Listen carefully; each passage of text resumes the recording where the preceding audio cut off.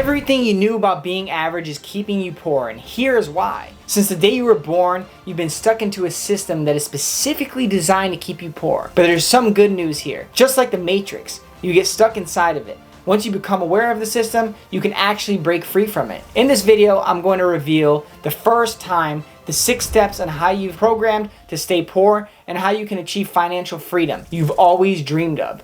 The programming starts when you were a kid. During this time, your brain was flexible and anything you listened to, you believed. Similar to how our brains act when we sleep. This is why as children, you have vivid imaginations. Our brains are literally in a state where our subconscious minds are most active. Until the age of 7, your brain was almost permanently tuned into this state. This is why a lot of people say consciousness turns on at the certain point during childhood. Before that, you were almost completely living in a subconscious mode. While this made playtime more fun, this is also meant we're highly vulnerable to be programming. This is why whatever you were exposed to in the first 7 years of your life heavily influences the person you are today. Now think about all the things that can negatively program a young person's brain. Did you see your parents fight over money when you were younger? Did the cartoons you watched portray the rich and powerful people as evil? Did you ever have to wonder where your next meal was coming from and when? Experiences like these can create what's known as a scarcity mindset around money. One that can linger well into your adult life without you even realizing it. But what you need to realize is that program is likely reason why you're struggling financially today. Most of us were raised in environments where money was scarce opposed to plentiful. As a result, we by default think that financial success is out of our reach. Of course, subconscious programming doesn't stop at home. In fact, we're starting to go to school and things get worse. Remember, the idea of education being available to everyone is relatively new. In the old days, education was reserved for the rich and powerful. But once the Industrial Revolution arrived, the demand for workers skyrocketed, creating need for free universal public schooling. Frederick the Great, the king, you probably don't know him or his country, which part of Germany he was, but he was actually the person who created our education system. In fact, he stated the goal was to create a working class that was obedient and productive. He wanted factory workers, not free thinkers or innovators. To make matters worse, he used his new education system on peoples that has an army to conquer and instill certain values to replace their previous cultural identities. Well, aside from Europe, there was another place enjoying the growth provided by the Industrial Revolution, the United States. Here, companies that remain some of the world's biggest to date were already making millions of dollars a year, and that needed obedient,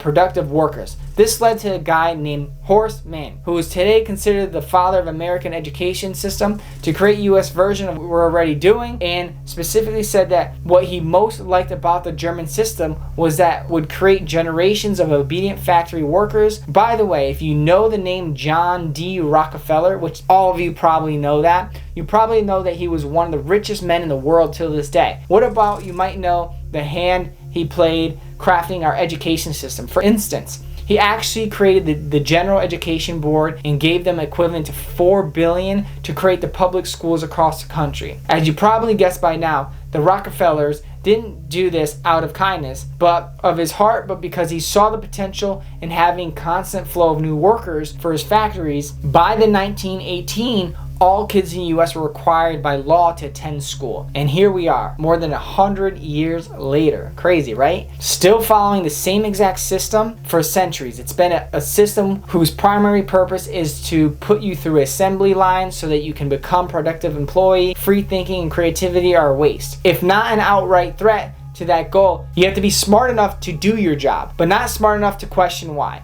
As kids, we have a wild imagination that makes us believe we can do absolutely anything. Once we get into the system, that creativity is slowly beaten out of us. To replace it, they give you a new goal to strive for. It is American dream. Unfortunately, the dream is actually a scam because the game is rigged. The dream tells you to go to college, become a professional, make a nice salary, and get home to your car and your wife of your dreams. Then you play the cards right. You can become a millionaire just in time to retire. And then you can finally start really living. Sorry to tell you, but this is a terrible way to live life. Like it or not, the American dream was created and sold to you, so you can perfectly content with staying poor, working hard and not causing any problems for the wealthy elites who profit from your labor. The American dream was created in 1931 by a man named James Truslow Adams, who described it as the dream of the land, which life should be better, richer, and fuller for every man, with opportunity for each according to his ability of achievement. It sounds noble enough, right? However, over the decades, the dream was altered and warped into a marketing slogan. It's literally no different than just do it, or I'm loving it. The goal was to distort the way to see success, and it's worked pretty well. Don't you think in 2003, President George W. Bush set up the American Dream Down Payment Act? The goal of the bill was to help lower income people, minorities, to make a down payment on the first home. It sounds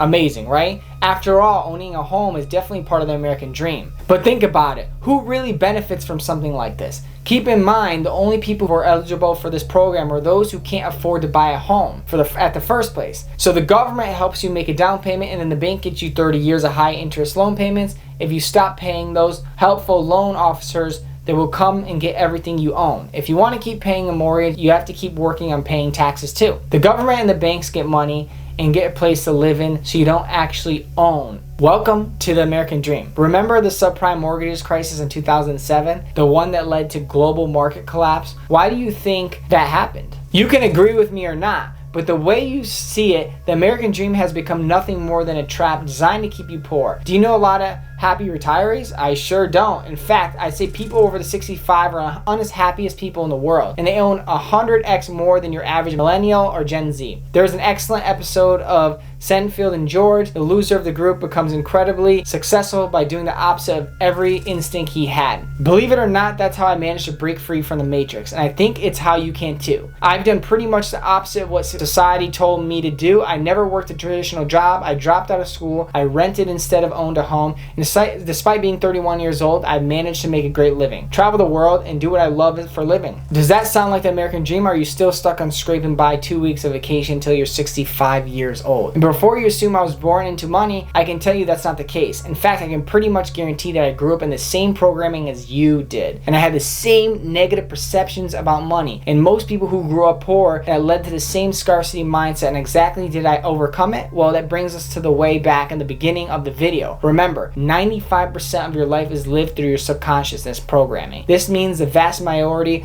of your thoughts, decisions, actions, and predominantly based on the programming, while others, roughly 5% of your life, is in conscious present state. When I became a teenager, I started seeing kids my age on YouTube making money from the internet. These kids were my age and I had a similar vision, but they were making serious money, sometimes thousands of dollars a week. This was when my mindset began to shift. I started watching videos, reading books, and listening to interviews of entrepreneurs who were making a fortune. Slowly but surely, my programming started to disappear. I started to believe I could get rich. Your brain learns through repetition, so if you want to rewire it, you need to feed it with the right inputs. Funny enough, you're doing that right now by watching this video. So start today, and I want you to spend at least 1 hour consuming content that makes you feel like you can actually get rich. Trust me, by constantly consuming positive impact, you can start to actually reprogram your mind for success. The last thing you need to understand is that in this world, it's us versus them. The people in power are doing everything to keep you in the system that they created, and they can profit off of you. Remember, no matter how broke you are,